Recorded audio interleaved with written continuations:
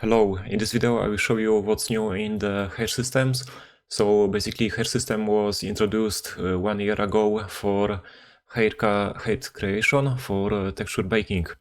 And now I improved this so it can be used not only for hair simple strands but for haircards. And you can see here we have new panel. You can select any different and assign different profiles from the list.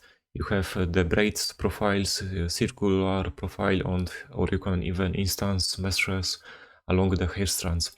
I also expanded the list of possible deformers.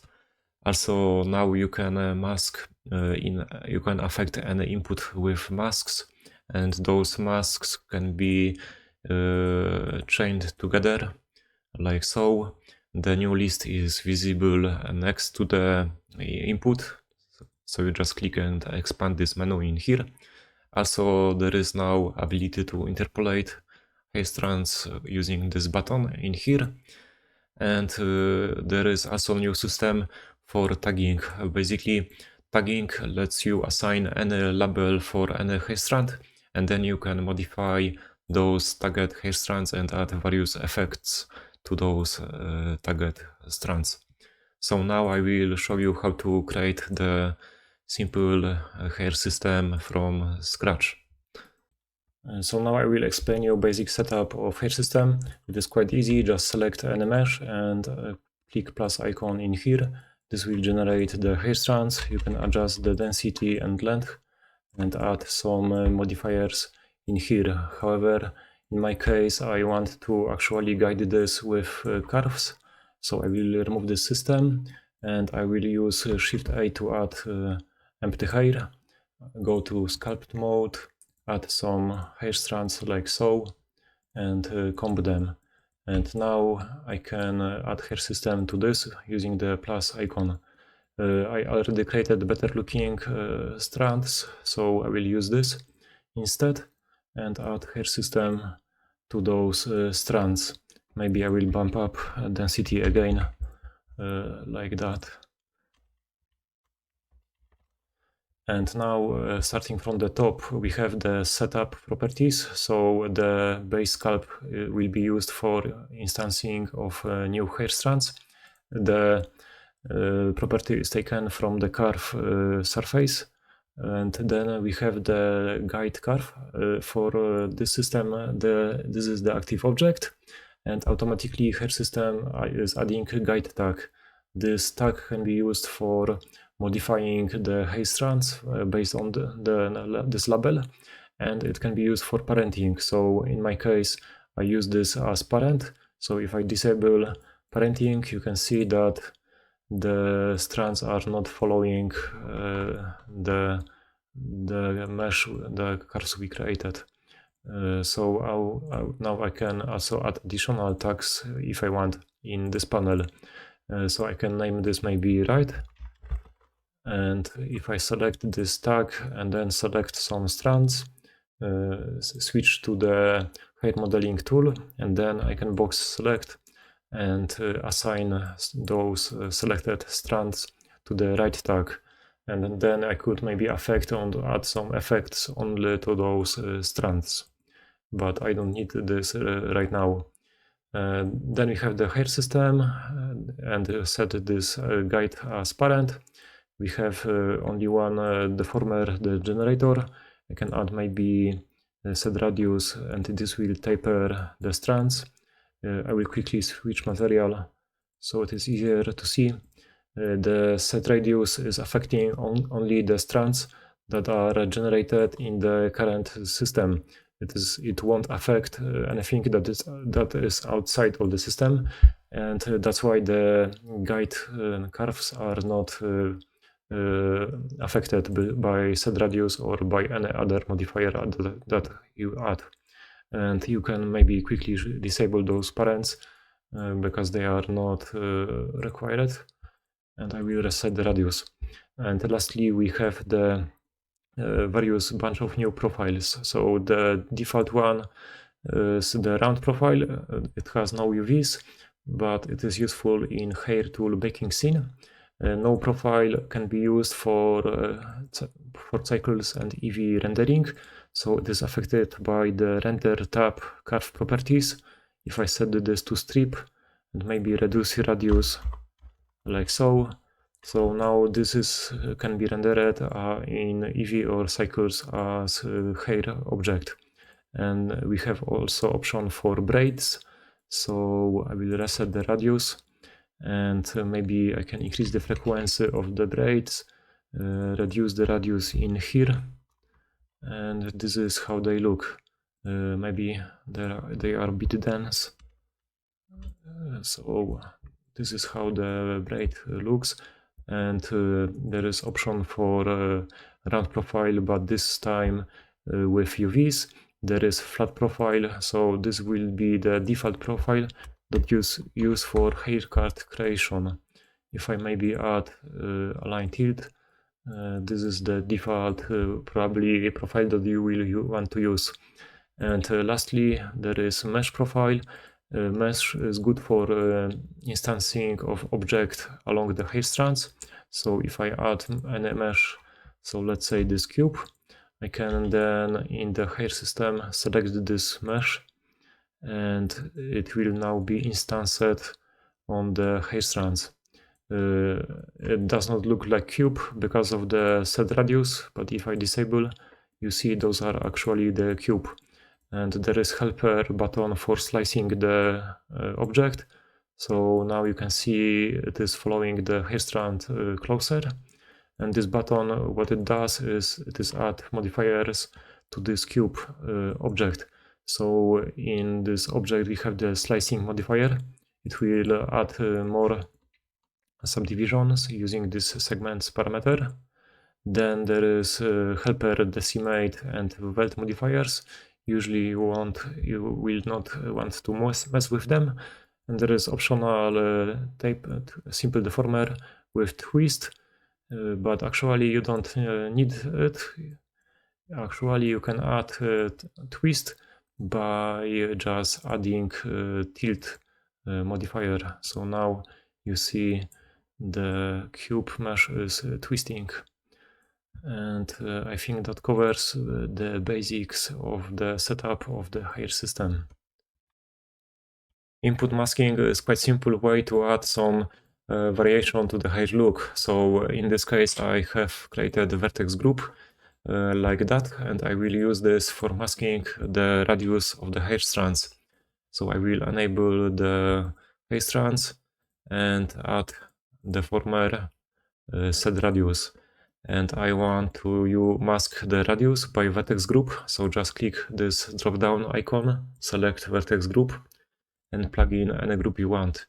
And now you can see that the vertex group is affecting the hair strands. I can invert the range by clicking this icon, and you can put multiple masks on top of each other. So I will add offset gain, and it works basically as brightness contrast. So with big gain, it works as big contrast. So we have sharp transition, and offset is kind of changing, adding or subtracting values from the mask input. And maybe one more, I will add randomization, and randomization will add or subtract one random value in a range of this input. So if I set this random range to 0, there will be no randomization. If I set this from 100% to 1, there will be full randomization. And this value is added or subtracted to the current mask value. I can disable the adding part by disabling this right icon, or I can disable the subtracting part by this icon. So now it will only add random value to the current mask. And there is also a special case of input masking for the input called influence range. This influence range is actually giving the tapered look. I can invert this and change like so. And if you want, you can completely disable this using constant influence range. So this way there will be no tapering. You can change this to quadratic, and this gives you control over the root. center and tip value independently. And there is lastly profile curve. So you will then have full manual control over the taper of the hair strands. And maybe I will add another deformer just to show how this works. So I will add noise deformer and with small randomization like that. And in this case, the influence range is making, I can change this to maybe profile. And if I set the profile like this, now we will have 0 randomization on beginning, 0 on the tip, but it will be fully randomized on the center. So if I increase the value, you see that the tip and the root is not moving. So now I will show you how to set up material and UVs. It is quite simple. All you have to do is use Ctrl-Shift-H and then import default material. And now it will import the default texture, and it will also assign default UVs. If your specular highlight is not looking correctly, go to the profile settings and on the bottom enable attributes. So this will generate proper tangents. So to edit the UVs, you do this the usual hair tool way. So in the UV image editor, click the hair UV button and you can modify the UV box, or you can try to draft new one. But for now, actually, there is limitation that only one UV box can be assigned. In future, I will support multiple UV boxes with randomization, but for now, you could use workaround and use mesh profile and multiple meshes with different UVs for the UV randomization. So maybe I will quickly show you this. If we assign the texture, so let's say I want to use this and this part. So I will slice the mesh like so, and I will separate selection. I don't need those, so I will remove them. I will rotate this 90 degree, and we need two objects. So I will separate this and use apply rotation. Remember that the bottom will be the roots and the top will be the tips of the hair strands. And also I will set origin to the bottom. So we have two objects. I will move them into new collection like so. And now we can scatter those on the hair strands. So just change profile to mesh, and we will use the collection I just created. Use collection, and that's it. Now we kind of have a way to randomly assign two UVs based on those meshes. So maybe if I increase width and then use slicing for the mesh, this is the result you will get. And I can maybe increase the brightness in the shader, so it is easier to see what is going on. So yeah, this is how you work with materials and UVs. Now I will show you how to use the tagging system. So I already showed that the current curve has the guide tag, and this guide tag is used as parent for the first hair system. Without this tag, the parenting would not work and the interpolation would not work.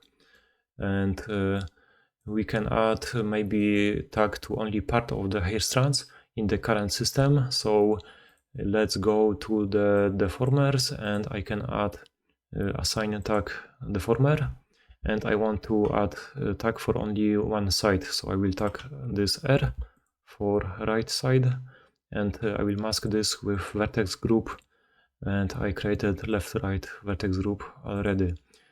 So let's name this maybe system first, and let's add another hair system. And instead of strand generation in this system, I want to switch this to filter. And this way, if I add any effect, so maybe scale, it will scale every strand that is above current system. And I want to scale only the tagged strands, so I will use the affect tag, plug in the R, and now you see only the right side is scaled. This can be also used for making hairstyle with split. So I will switch back this system from filtering to strand generation, increase density like so, mask density with vertex group, and now I can use the R tag as for parenting. So if I enable interpolation with set as parent and maybe remove the scaling, you see that the strands on this sub R system are now following the target strands. So maybe I will decrease density on the first system. So like this. And okay, and I would want now to repeat same step for the left side. So add another subsystem, name this maybe sub L, and increase density, mask this by vertex group, but this time inverted. And now I want to plug in the left side tag, but I did not add any tag for left side, but there is trick to use exclamation mark R. Thanks to this, it will use all the strands that were not in the right tag, so it will basically use the left side. If I now enable parent, you see that the left strands are following the left side and right strands are following the right side. If I comp this, maybe it will be easier to see that there is a split happening somewhere in the middle. For better and manual control, you would probably want to do this manually by assigning tags to the guide curve. You would then manually select strands like that and assign this to maybe name this R, assign tag, and you could work this way. But to save time, I made this using the masking vertex group. Okay, so now there is another way that tags can be useful. For example, let's say you wanted to taper strands in subsystems, so you would have to add set radius in here and then repeat this on the second system. But with tagging, it can be simpler. I will add another hair system, name this final, and switch it from strand generation to filter. And now I can use set radius in here, and it will taper every strand. But let's say I want to taper only those two. I will tag them with A, because you can add same tag to multiple strands. And now if I, in the final system, I can filter by this A tag. So only second and third systems are affected. So let's say, for example, now you wanted to remove the first system strands. There is option to delete strands by tag, but let's tag this first system as F, and if I use this tag F, nothing happens, nothing got deleted. It is because when I used strand filtering for A strands, the current hair system only see those strands from sub R and sub L systems. It does not see even the first strands in the first hair system. To make it work correctly, you would want to add another hair system, switch this to filter, maybe name this clean, and in here we can add the delete strands. And because the filter, we did not filter any of the tag, it sees all the strands above. So now in the delete tag, I can remove the right side, I can remove exclamation mark R, or I can remove the F tag. So this is how you work with the tagging system. I think that covers the H system improvements, and I hope you will like the update, and see ya.